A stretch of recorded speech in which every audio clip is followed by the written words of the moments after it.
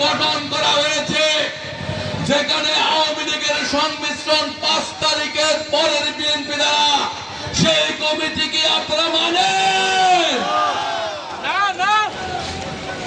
পৌরসভায় একই রকম আরেকটি কমিটি দেওয়া হয়েছে, সেই কমিটি কি আপনারা মানেন? তাহলে তাদের দ্বারা কোথায় ইউনিয়ন কমিটি দেওয়া হলো? সেই কমিটি আলোচনার আর কোনো প্রয়োজন পড়ে না। বন্ধুরা আমার, আমি আর একটা কথা বলতে চাই, এই মঞ্চে যারা বসে আছে এখানে কি কোনো আওয়ামী লীগ আছে? সামনে যারা বসে আছে কোনো আওয়ামী লীগ আছে? আমি স্পষ্ট ভাষায় বলতে চাই, যারা গোলাপ পাক পাশে যায় নাই, যারা 28 অক্টোবর সামন গেটের সামনে দাঁড়ায় নাই, তারা কেউ নিজেকে বিএনপি বলে দাবি করতে পারে না, তারা কেউ তারেক রহমানের কর্মী বলে নিজেকে দাবি করতে পারে না। বন্ধুরা আমার, আমি আর কথা লম্বা করব না। 91 সালে আমি ছাত্র দলের মোটামুটি বড় নেতা।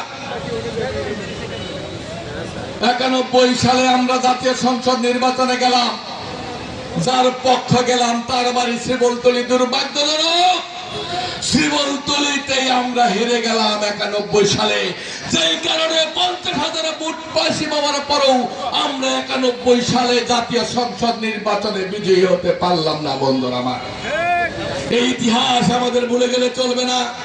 এক বক্তা বলেছে 91 হেরেছি, 96 আমরা হেরেছি, 2001 সালে সকলে পাস করলো, আমরা হেরেছি, 2008-এ হেরেছি, 2018-তে হেরেছি। বন্ধুরা আমার, 35 বছরের গ্লানি থেকে কালিয়াকুড়ের এক আসনকে পুনরুদ্ধার করতে হবে।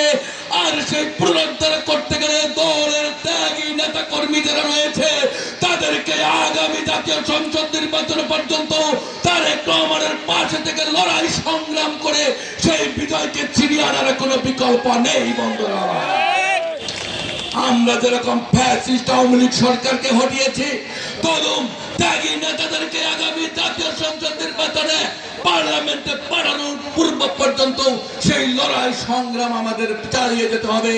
আমাদেরকে বাদ দিয়ে আজকে যে আওয়ামী লীগ পুনর্বাসন করার ষড়যন্ত্র চলছে, আজকে 5 তারিখের পরের বিএনপি দিয়ে আজকে যে বিএনপি গঠনের চেষ্টা করে ত্যাগী নেতাদের দূরে সরিয়ে দেওয়ার চেষ্টা করা হচ্ছে, তার বিরুদ্ধে আমাদের ঐক্যবদ্ধভাবে লড়াই করতে হবে। আপনারা সবাই একমত আছেন তো? বন্ধুরা, আমার মনে হয় আর বক্তৃতা করার কোনো প্রয়োজন পড়ে না। আপনারা লন্ডনে আমাদের তারেক রহমানকে, যারা দলের মহাসচিবকে, যারা আমেরিকাতে আপনারা বেজ্জতি করেছেন, তার প্রতিকার বাংলার মাটিতে আমরা করব। যারা তারেক রহমান সাহেব দেশে ফিরে আসতে না পারে, যারা সেই ষড়যন্ত্র করছেন, তাদের বিরুদ্ধে জিয়ার আদর্শের সৈনিকেরা মাঠে আছে। আগামী জাতীয় সংসদ নির্বাচন